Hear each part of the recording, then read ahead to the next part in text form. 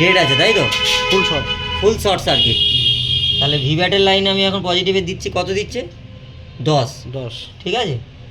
এটা কত দিচ্ছে 10, এটা 7 দিচ্ছে। তাহলে এই অ্যাকচুয়ালি এ পাশে একটা গ্রাউন্ড আছে, এটা আমাদের পজিটিভ লাইন ছিল, কিন্তু ফুল শর্ট আছে। ফুল শট আছে। তাহলে আমরা এখন ক্যানটা তুললাম, ফুল তো শর্ট আছে।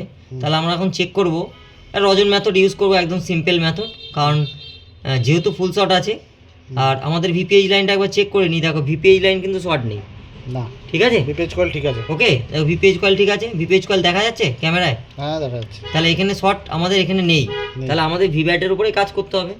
তাহলে আমরা এখন কিচ্ছু না, ইজিলি আমরা এখানে কি করব, সামান্য এখানটায় আমাদের লাইনগুলো এখানে চেক করলাম যে আমাদের লাইনগুলো এই জায়গার মধ্যেই আছে।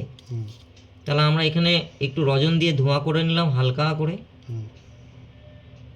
ঠিক আছে। করে নিয়ে আমরা এখানটায় হালকা করে ধোঁয়া করার পর আমরা এখানে সাপ্লাই দেব, ডিসি সাপ্লাই থেকে। দেখো ডিসি সাপ্লাইটা দেখাও কত ভোল্টেজ আছে। 4 ভোল্ট দেখাও এখানে ডিসি ভোল্টেজটা 4 ভোল্ট আছে। আমরা এই আউটপুট দিলাম 4.2 ভোল্ট। 4.2। আমরা একটা গ্রাউন্ডে ঠেকাচ্ছি, এখানে দেখো একটা গ্রাউন্ডে ঠেকাচ্ছি, অ্যাম্পিয়ার কত দেওয়া আছে? 5 অ্যাম্পিয়ার দেওয়া আছে, 5 অ্যাম্পিয়ার, ঠিক আছে।